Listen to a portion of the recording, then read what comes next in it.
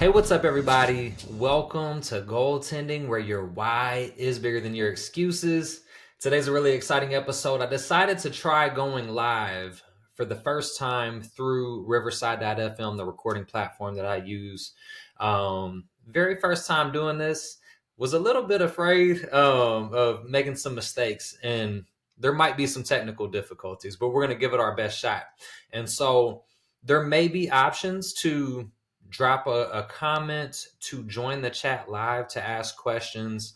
It's going to be a pretty brief episode, but if you are able to drop a comment, a question, something I can respond to, I'll do my best to get to that while we're in the discussion today. And the topic that I want to get into is fear. I've talked about it on several episodes. I have multiple guests who bring up the topic of fear. Even at certain points throughout my life, I've talked about fear of failure being kind of like one of my greatest weaknesses, or one of the things that I felt like was holding me back. And so on Motivation Monday, I like to drop a quote. This past Monday, I dropped a quote from Will Smith. The quote is, "Fear is not real. It is a product of our imaginations. The only place that fear can exist is in our thoughts about the future." Direct quote from Will Smith. And the context to that, he also goes further, and now I'm paraphrasing, but he talks about using skydiving as a metaphor. Talks about being terrified of jumping out of the plane, but while you're in the plane, it's gassed up, there's no maintenance issues, you're not in any real danger. Yet that is the moment in which you are the most afraid. And then when you jump out of the plane, when you're actually in real danger, you're falling in the sky, you experience complete bliss. Once you face the fear, once you're past that point of just thinking about the bad things that could happen. Really cool concept. Loved it. And so before I get into why that came to the forefront of my mind and why I wanted to talk about fear today, first, I just want to encourage you, if you're joining this live, if you're able to drop a comment, if you see the ability to request to join it video wise, there might be an option for that. If you do, this is kind of what I want to challenge you to do. Ask a question or share an example from your personal journey. Like if you have faced fear, if you've at least gained awareness that fear is holding you back in some capacity, share what the fear is that you've gained awareness of and how you think it's holding you back. Something we might be able to talk about. In another context, now, if you have felt and faced fear and overcame it, I'd love for you to share what that fear is, how you overcame it, or what that experience was. So that's kind of a couple of ideas, or if you just have questions or comments on the things that I'm saying throughout the conversation, drop them in here. I'll do my best to respond if I'm able to see it. If not, we're just going to have a cool episode talking about fear, and you're able to just tune in and enjoy the conversation. And so what brought this quote and the idea of it to mind is we were recently in Panama City Beach, Florida, for my daughter's nationals dance competition. Now, we turn it into a vacation. Half of it's dance, half of it is just enjoying time at the pool and at the beach and just enjoying family time. And so the reason it came to mind is while we were swimming, my wife and I decide while we're on this trip, let's try to see if our son is comfortable with taking his floaties off and trying to swim on his own. So he just turned 4 years old in March, still pretty young, but he loves being in the water. He puts his floaties on and he's all over the place, loves to be thrown in the air, jump into the pool, all of it. And so we have a moment where we're like, all right, let's take your floaties off and let's see how you do. So he had been comfortable with putting his face under the water. When he has his goggles on, he'll hold his breath for like 10 seconds at a time. At points, he's just got his face under the water for a long time. And we're like, is he coming back up? Or do we need to check on him? So he was doing really well at putting his face under the water. So now we get him over on the step where he can stand, feel comfortable, but we've got his floaty off. We're right there next to him, in front of him. And so we're like, let's try to swim without your floaty. He is absolutely petrified. So you just see that face of terror and he's like wanting to cry, like wanting to fuss, and he's like, I can't, and he's freaking out.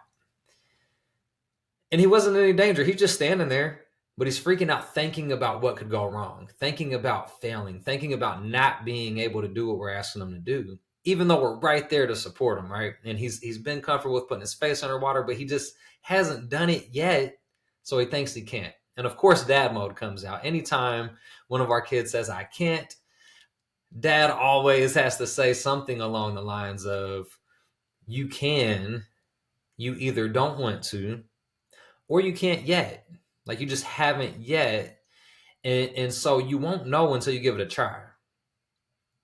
And then if you try and you don't succeed, it still doesn't mean that you can't. It just means you're not able to yet. It means we may need a little bit of practice. We may need to learn something or try something or continue to push ourselves to the point that we can. And so I'm always pushing that. But ultimately, he's just terrified. And so we try to think of a way around it. How do we get him comfortable? How do we get him to feel safe while still facing and overcoming the fear? And so what we recommend is like, okay, you're standing on the stair.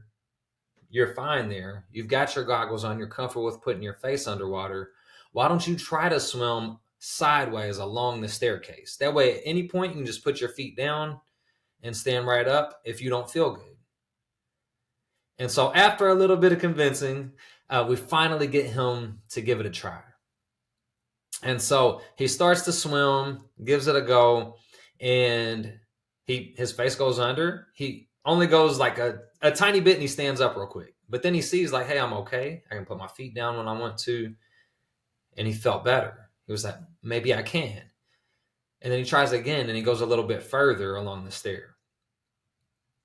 And then after a few times of that, he feels ready now. He built some confidence by doing the thing he didn't think he could do in a place in which he felt safe. And then he felt ready to take the next step. So it's not always about like, maybe we're not ready to just take a huge leap, but we can take a step in the direction of facing the fear in an environment that we feel safe in. And as we take that step, we start to realize, hey, maybe I don't have anything to be afraid of. And so this is what I'm seeing in this moment. And he decides, okay, I'm going to try to swim out. And so we go just a few feet away to where it's still a short distance, but enough to where he's having to come off of the stair and actually try to paddle and kick to us. And so first time he's hesitant, he's thinking about it, going in and out. And ultimately he jumps off of the stair and he starts swimming. And he makes it to us and he gets so excited, like filled with joy. He's like, I did it.